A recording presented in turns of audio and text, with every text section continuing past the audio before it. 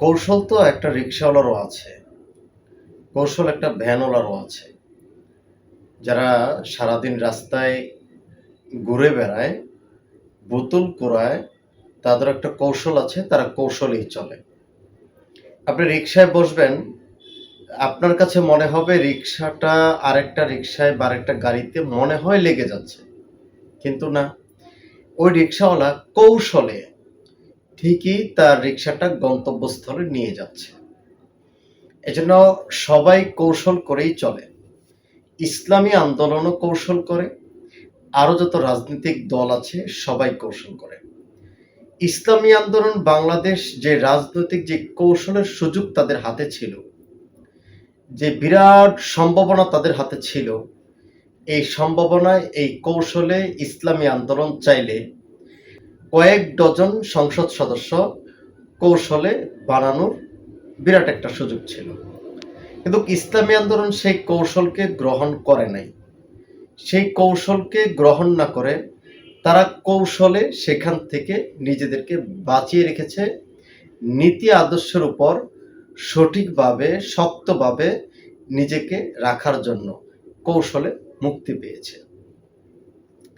কৌশলের মাধ্যমে ইসলামী আন্দোলন বাংলাদেশ আজকে এই পর্যন্ত অগ্রসর হয়েছে। চারদিকেই যেখানে শত্রুদের আক্রমণ, শত্রুরা একটু সুযোগ পেলেই ক্ষতি করবে, ইসলামী আন্দোলন বাংলাদেশ কৌশলের সাথে সকল নেতাকর্মী এবং সব জায়গা থেকে তারা ওই শত্রুর ক্ষতির থেকে নিজেদেরকে রক্ষা করে চলতে পেরেছে। ইসলামী আন্দোলন বাংলাদেশ এমন কৌশল করেছে যে কৌশলের মাধ্যমে তারা দিনের উপর সঠিকভাবে থেকেছেও, ইসলাম প্রচারের ক্ষেত্রে, ইসলামকে এই জমিনে প্রতিষ্ঠার ক্ষেত্রে, ইসলামী নীতি আদর্শের উপর শক্তভাবে নিজেদেরকে কৌশলে বাঁচিয়েও রেখেছে। ইসলামী আন্দোলনও কৌশল করেছে। সেই কৌশল করার মাধ্যমে নির্বাচনী সমঝোতার নামক কুখ্যাত জামাতের মতবাদ প্রতিষ্ঠা থেকে তারা দূরে থেকেছে। ইসলামী আন্দোলন বাংলাদেশও কৌশল করেছে। কৌশল করার মাধ্যমেই আজকে ইসলামী আন্দোলন তাদের সহযোগী সংগঠন শ্রমিক আন্দোলন, যুব আন্দোলন, ছাত্র আন্দোলন, আইম্মা পরিষদ, হকার শ্রমিক আন্দোলন, আইনজীবী পরিষদ সব কিছু তারা কৌশলে গঠন করেছে।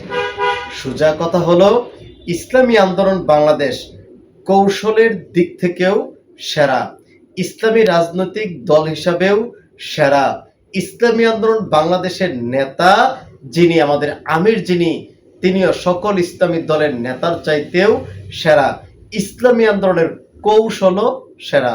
আলহামদুলিল্লাহ, আমরা একজন সঠিক কৌশলী নেতা পেয়েছি, সঠিক কৌশলের একটি দল পেয়েছি, যাদের ভিতরে কোনো কলুষিত নেই, যারা আদর্শের উপর অটল এবং অবিচল।